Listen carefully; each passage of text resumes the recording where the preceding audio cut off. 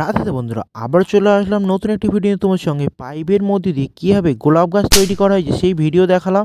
এবং এই গাছগুলিকে স্ট্যান্ড গোলাপ বলা হয়। এবং এই ধরনের গাছ পেতে হলে শিকরপুর, শাড়ির বাগান, সুলভ নার্সারি বা উপরে দেওয়া নাম্বারে যোগাযোগ করতে পারেন।